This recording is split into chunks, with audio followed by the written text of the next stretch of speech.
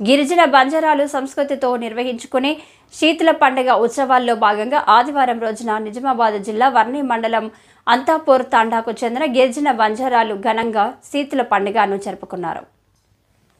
తండా నాయక్ కారోబారి పెద్ద మనుషుల సమక్షంలో గ్రామ మహిళలు పురుషులు కలిసి డీజే డాన్సులు సందడితో ఊరేగింపుగా వెళ్లి దేవతలను పూజించి నైవేద్యం సమర్పించారు.